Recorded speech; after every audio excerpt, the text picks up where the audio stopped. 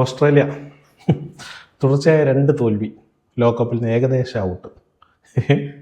നാളെ നടക്കുന്ന Zimbabwe Ireland മാച്ചിൻ്റെ വിധി പോലെ ഇരിക്കും ഓസ്ട്രേലിയയുടെ മുന്നോട്ടുള്ള ഭാവി. നാളെ സിംബാബ്വെ ജയിച്ചാൽ ശ്രീലങ്കയോടൊപ്പം സിംബാബ്വെ സൂപ്പർ 8-ലെത്തും. ഓസ്ട്രേലിയയിലേക്ക് ടിക്കറ്റ് എടുക്കുക. ഏതായാലും ഇപ്പോഴത്തെ സ്ഥിതിയിൽ ഓസ്ട്രേലിയ ഔട്ട് എന്ന് തന്നെ വേണം നമുക്ക് കരുതാൻ.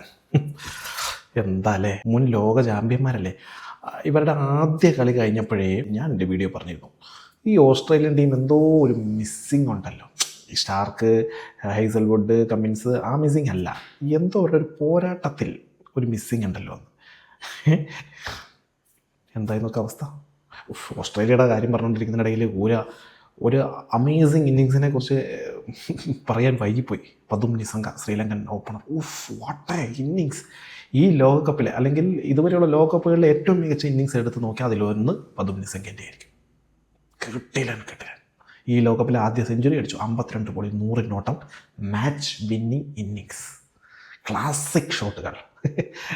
അദ്ദേഹത്തിൻ്റെ കളിയെടുത്ത് പിള്ളേരെ കാണിച്ചു കൊടുക്കുക, എങ്ങനെയാണ് ക്രിക്കറ്റ് കളി പഠിക്കേണ്ടത്. ക്ലാസിക് ടെക്സ്റ്റ് ബുക്ക് ഷോട്ടുകൾ, ഗ്രേറ്റ് ഇന്നിങ്സ്. കളിയിലേക്ക് വരികയാണെങ്കിൽ ആദ്യം ബാറ്റ് ചെയ്ത ഓസ്ട്രേലിയ കിട്ടില്ലാൻ സ്റ്റാർട്ടാണ് ചെയ്തത്. കാരണം ഇന്ന് അവരുടെ ക്യാപ്റ്റൻ മിച്ചൽ മാർഷ് തിരിച്ചു വന്നു. അതുകൊണ്ട് തന്നെ ട്രാവിസ് ഹെഡിന് ആ ക്യാപ്റ്റൻസി ഭാരമില്ലായിരുന്നു. പുള്ളി തകർത്ത് വീശി, മിച്ചൽ മാർഷും തകർത്ത് വീശി. ഓപ്പണിംഗ് തന്നെ സെഞ്ചുറി പാർട്ണർഷിപ്പ് കിട്ടും. ആദ്യ 10 ഓവർ കഴിഞ്ഞപ്പോൾ ഓസ്ട്രേലിയയുടെ സ്കോർ 1 വിക്കറ്റിന് 110 എന്ന നിലയിലായിരുന്നു. എന്നാൽ പിന്നീട് ശ്രീലങ്ക കളി പിടിച്ചു. അവസാന 10 ഓവർ വെറും 71 റൺസാണ് അവർക്ക് എടുക്കാൻ കഴിഞ്ഞത്. ഓൾ ഔട്ടുമായി. ഒരു 225-230 മിനിമം വിചാരിച്ച സ്ഥലത്ത് നിന്നാണ് ഈ 181 ഓൾ ഔട്ടാവുന്നത്.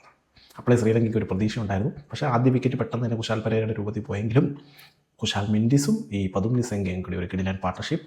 മെൻഡിസ് തുടർച്ചയായ 3ാമത്തെ 50 ഈ വേൾഡ് കപ്പിൽ അടിച്ച് ഔട്ടായതിനു ശേഷം രത്നനായക വന്നു. രത്നനായകൻ്റെ കൂടെ പതും നിസംഗ നിന്ന് അങ്ങോട്ട് കളി ക്ലാസിക് ഷോട്ടുകളോടെ ജയിച്ച് ഓസ്ട്രേലിയക്ക് പുറത്തേക്കുള്ള വഴി ഇങ്ങനെ വാതിലിങ്ങനെ തുറന്നിട്ടേക്കുവാണ്.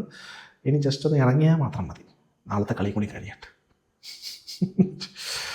ശ്രീലങ്ക കിട്ടില്ല പെർഫോമൻസ്, കിട്ടില്ല പെർഫോമൻസ്, കിട്ടില്ല മാച്ച്, ഒരു വൈബ് മാച്ച്, ജനസമുദ്രം. വാ, അടിപൊളി ഒരു കളി.